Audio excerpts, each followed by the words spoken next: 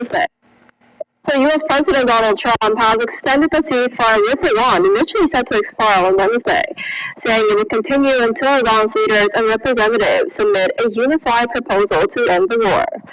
For more, we're joined today by Professor Hassan Khan, visiting professor at Howard University of Foreign Studies. Professor Khan, thanks for coming on today. Thank you for having me. So, U.S. Vice President J.D. Vance's trip to Pakistan is on hold right now. Where is this war heading? Actually, I think this war is moving towards a very prolonged negotiation under pressure, not toward a clean peace and not yet back to full escalation. President Trump has extended the ceasefire after a Pakistan request, as we all know about that. At the same time, he's keeping the U.S. blockade on Iranian ports on place.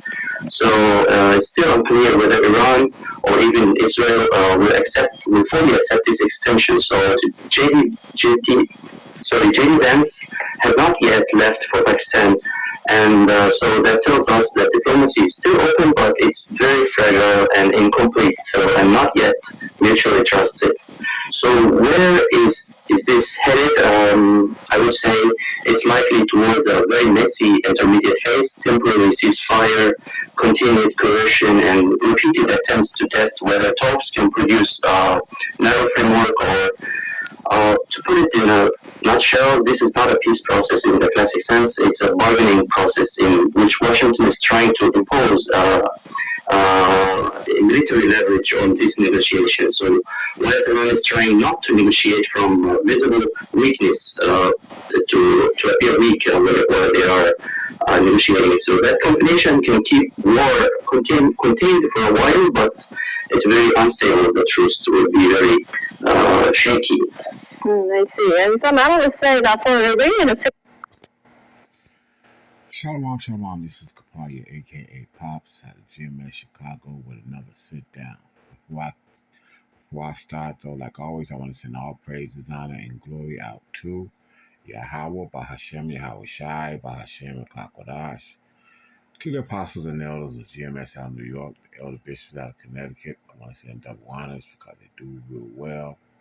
For the brethren around the world, pushing this truth uncut, unfiltered, giving you the good, the bad, and the ugly of the scriptures, correctly breaking down the prophecies and interaction with the people on the planet.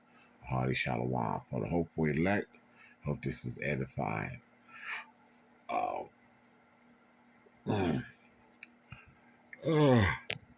Excuse me.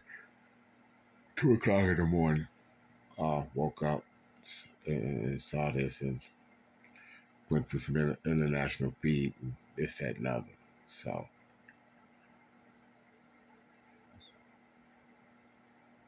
Nero's crazy. You know, just this man here, Trump, has no clue as to what it is that he's supposed to be trying to keep track of. And, you know, if he's as tight as he says he is in his brain, then he's playing crazy. But I don't think he's playing. I think this man is actually fucking went off the deep end. And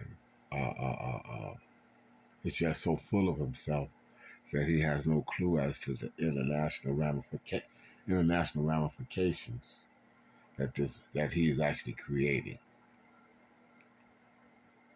The man is talking about extending a ceasefire where he hijacked an Iranian flagged ship. He hijacked the ship. So that's not a ceasefire. Okay? The thing is so-called open. The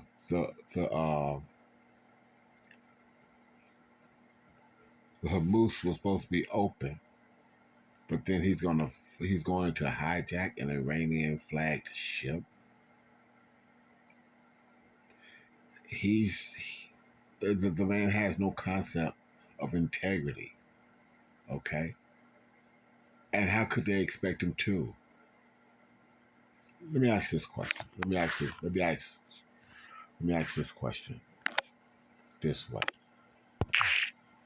Yeah, let me ask this question this way. I asked the question, how many times has Donald Trump declared bankruptcy?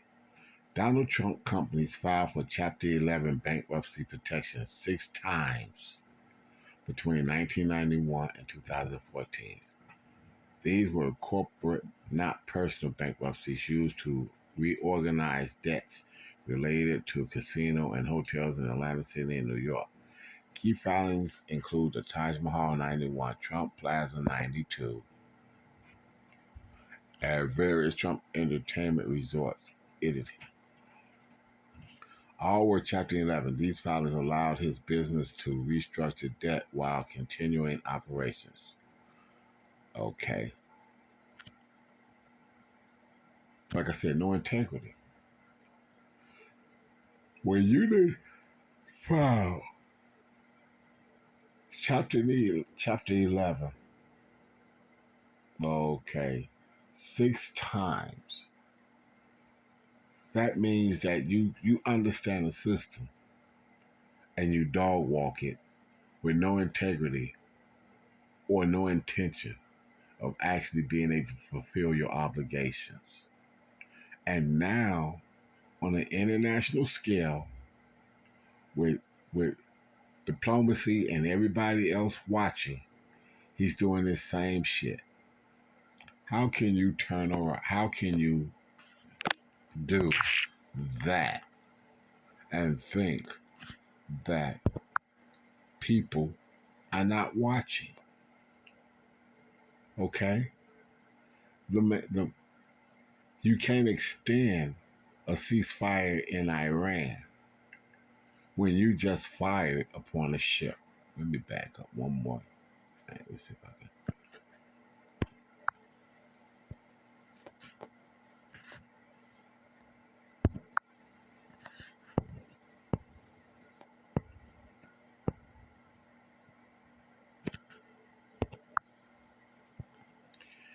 This came out 4 hours ago and 4 hours ago.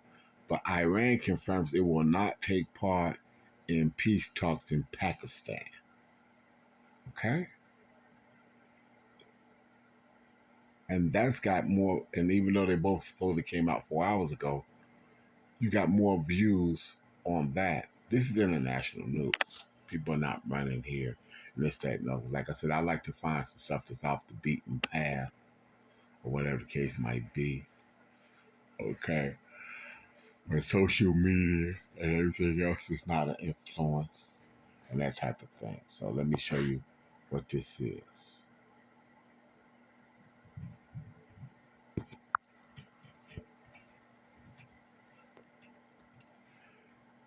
North Korea economy, IT, science, foreign policy, world culture. Okay.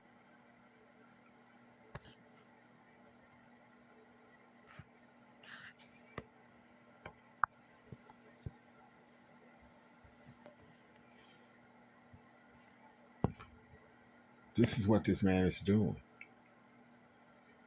Okay.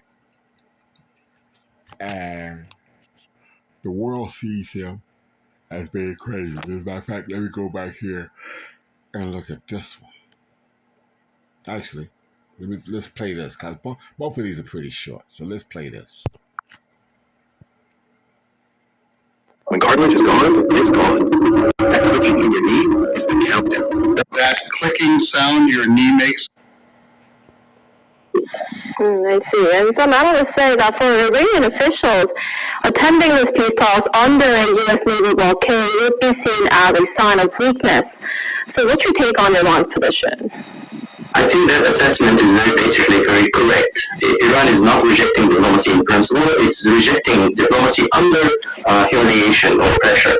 Iran could still attend talks in Pakistan, but only if Washington abandons what Iranian officials call it policy of pressure and threat.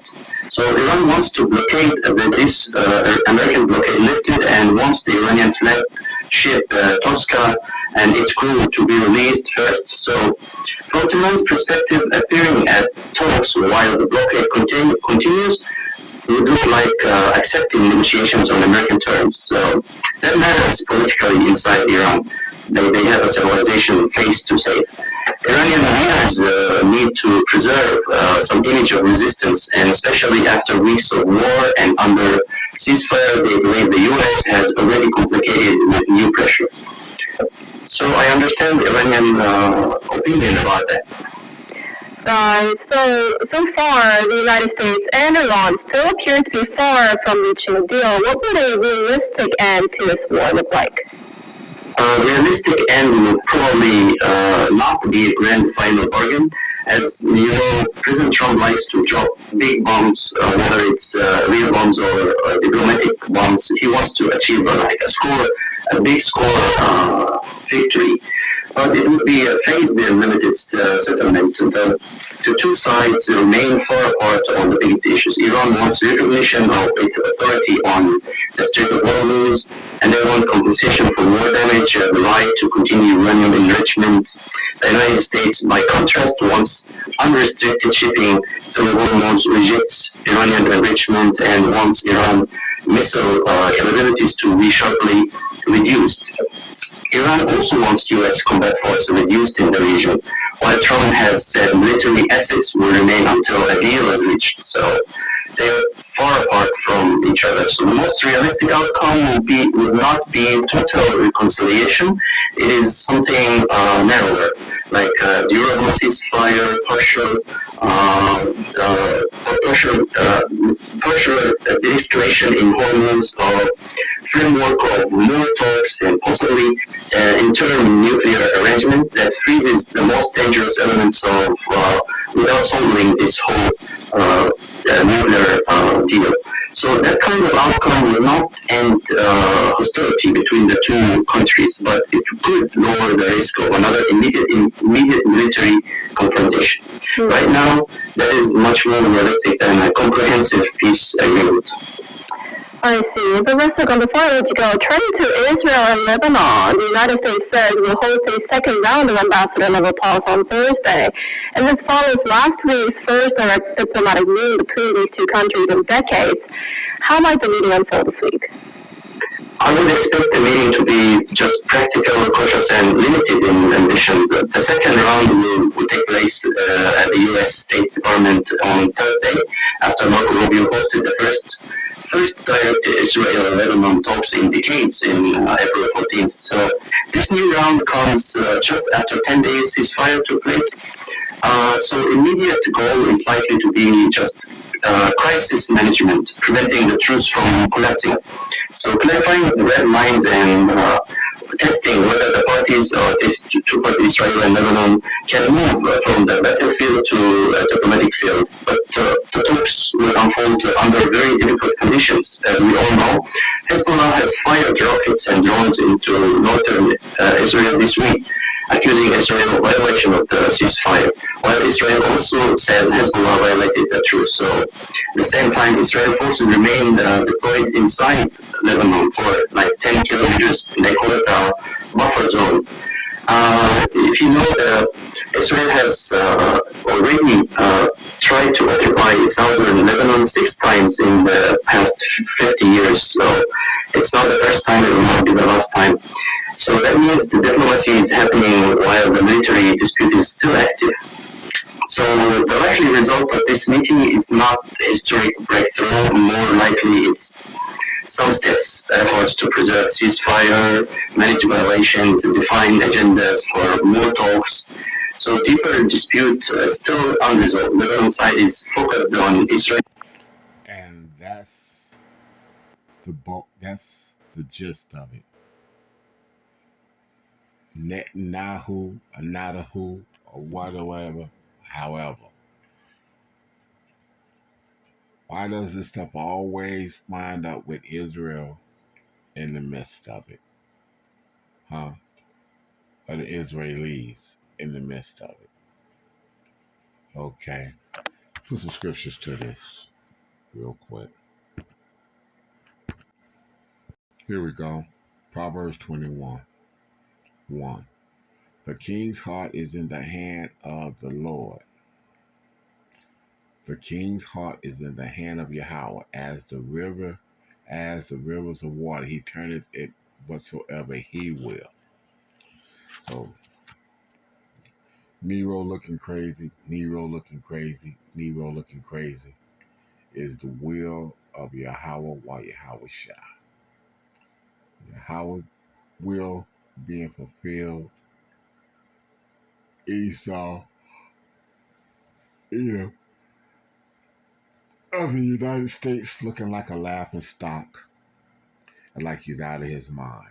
Okay. Why? Because verse 2, every way of a man is right in his own eyes, but the Lord pondereth the hearts. Okay. This man thinks he's doing right. He wants to be the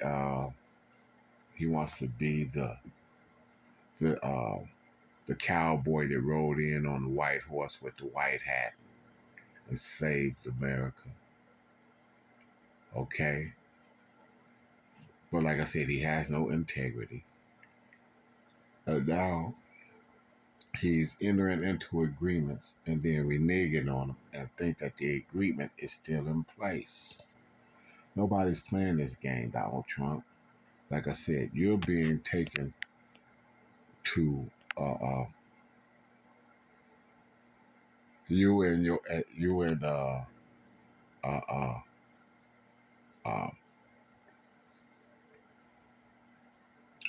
not a who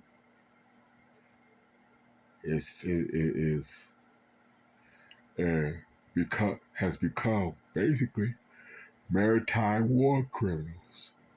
Okay, you both have become maritime war criminals that are using whole regimes and military actions to try to stay your ass from being persecuted by your own compadres. Okay, let me go back here. Hold on. I don't want to exit that. I want to do this. So that's one scripture. Okay, go back here. I want to go back into this. Okay.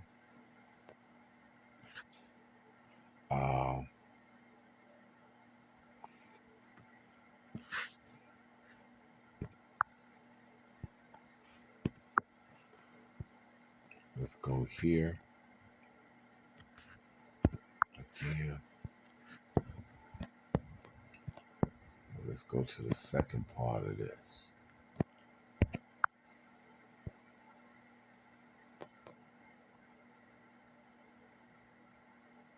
This is the device that we use to track our daughter's location. She has severe autism. She is nonverbal. And this is an Iran has pulled out of planned ceasefire and peace talks with the United States and Islamabad, accusing Washington of violating prior commitments and undermining negotiations from the outset. Tehran is also warning of possible military. I said the man has no integrity. The man has no integrity. So since he has no integrity in business, why do they think that he would have integrity in the political arena? He has no integrity when it comes to business. Okay. And he thinks he can get away with it because he's always talking about when him and Obama was at each other about he did nothing that was illegal, but he declared bankruptcy 6 times in his corporate dealings. Okay, which means he was abusing the system, and now he's trying to abuse the system. He's abusing the system, not trying to. He's abusing the political arena of negotiating talks and in goodwill. Okay, Here we go. Take action if a U.S. naval blockade continues, or escalating the dispute at the United Nations over what it calls an unlawful seizure of an Iranian-flagged vessel. Isijin has more. Iran has decided not to participate in a second round of ceasefire and peace talks with the United States, scheduled for Tuesday in Islamabad. According to Iran's semi-official Tasnim news agency on Tuesday, the decision was conveyed to Washington through mediator Pakistan, deeming a setback to ongoing diplomatic efforts. Tasnim reports that Tehran had initially agreed to negotiations under a U.S.-accepted 10-point framework following Pakistan's mediation and a U.S. request for a ceasefire. However, Iran now accuses Washington of failing to uphold its commitments almost immediately after the agreement, citing that as the primary reason for pulling out. Tasnim added that a hostile U.S. response over reopening the Strait of Hormuz further influenced Tehran's decision. The agency said Iran now sees continuing negotiations as futile, with little prospect of reaching a meaningful agreement under current conditions. Iran is also questioning the intent behind U.S. President Donald Trump's latest announcement of a ceasefire extension, warning it could respond militarily if Washington maintains its naval blockade. State media reports Tehran will not recognize the extension and will act based on its national interests. Officials warn that as long as the blockade remains in place, Iran will not reopen the Strait of Hormuz and could use force if necessary to break it. Meanwhile, Iran is taking the dispute to the international stage. The Iranian mission to the United Nations has sent a letter calling on the UN and Security Council to issue what it described as a firm and unequivocal condemnation of the U.S. decision to attack and seize an Iranian-flagged cargo ship. In a statement posted on X, the mission said that Exactly. How you going to seize a ship when you're saying that the Horn of Hormuz is open? And then you go turn around and this, that, and other. He got that. And what did the U.S. economy do? They're thinking that the oil prices are going to be going down, trading went up, and all this other kind of stuff. And then he turns around and does that. Trump has no integrity in business. So he definitely doesn't have it in politics, where he has less experience. Okay, like you said. So, and now people are calling on that. So that goes into this scripture. Let me get it now.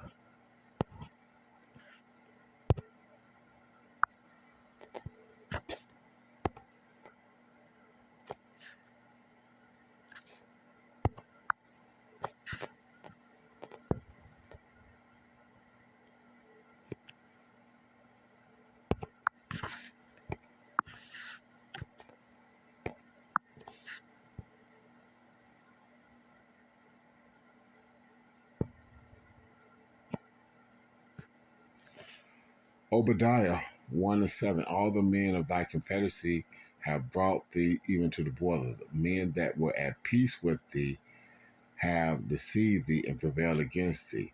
They that eat thy bread have laid a wound under thee. There is none understanding in him. Okay. Verse 6. How are the things that Esau searched out? How are his hidden things sought up? Because they hear the scriptures. This man is making these people turn on him by his actions. Okay?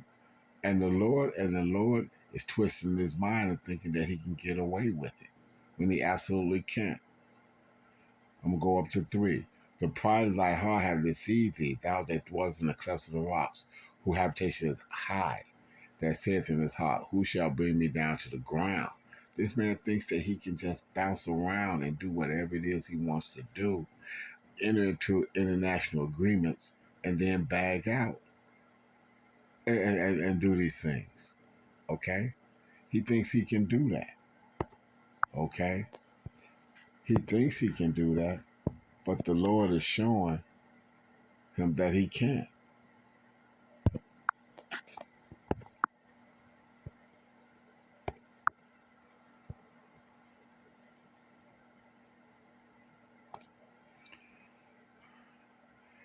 Shall a trumpet be blown in the city, and the people not be afraid? Shall there be an evil in the city, and the Lord hath, and Yahawah hath not done it? Surely Yahawah power will do nothing, but he revealed his secret unto his servants, the prophets. We get to see this, and it's like, it's just, it's unveiling. The world is being unveiled. The intents of the world through the process of the will of Yahawah is being revealed to the world, and the prophets are looking at it, and it's plain as day. It's plain as day.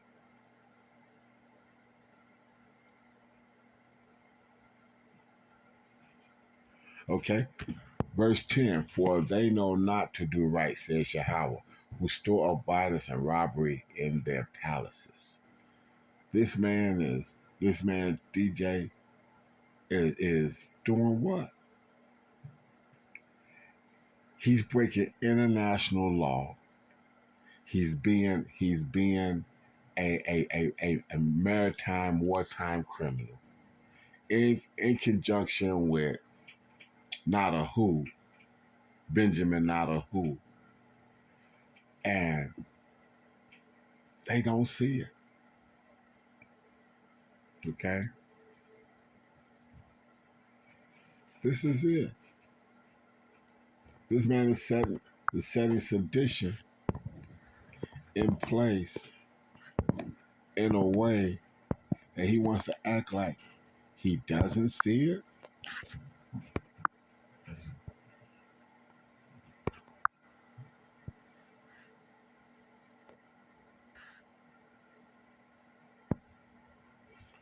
Woe to the world, 2 Ezra 15 and 14. Woe to the world and them that dwell therein, for the sword of their destruction draweth nigh.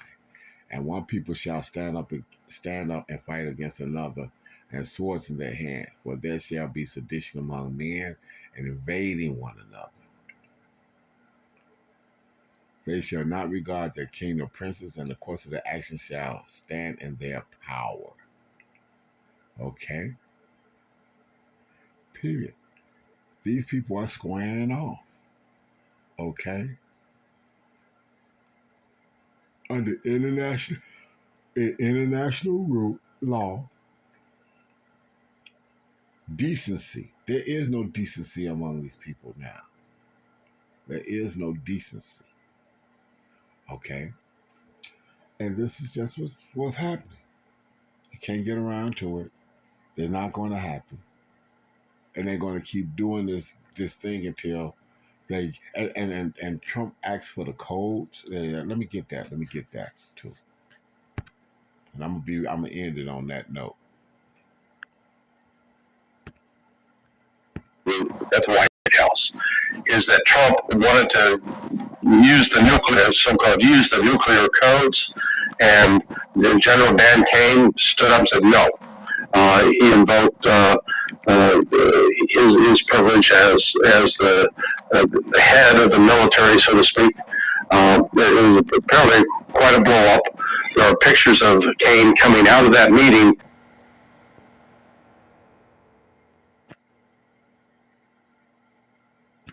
There are pictures of Kane coming out of that meeting with his head down to the ground. So as we heard there, he described that interaction as quite the blow-up, and he went on to say that there's some very bizarre things going on in DC. Now, this all comes as concern has mounted over Donald Trump's unpredictable behavior and conduct, both in public speeches and also online with the images that he's been sharing. We've all seen the AI images he posted depicting himself as Jesus. We've been covering a lot of those incidents here on Truth or Fake. But lawmakers, recently some even in Trump's own party, have been vocal, Sharon, in their doubt that Trump is fit to serve due to this erratic behavior. And Fatica, is there actually any truth to these allegations? What exactly do you know?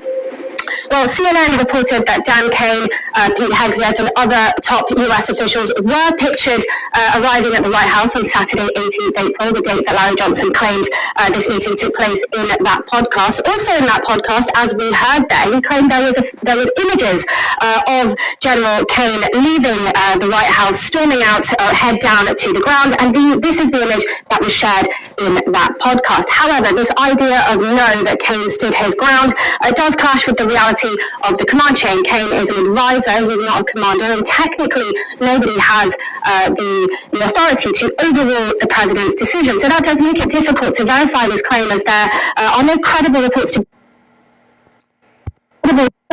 back. Okay. And because of that, I'm going to leave that there. But like I said, this man has got a lot of confusion around his presidency, especially this time around. Okay. He's got a lot of confusion around his presidency this time around. And that's not a good thing as well. Okay. Okay. New allegations claim that Trump may have attempted to access the nuclear launch codes, but was.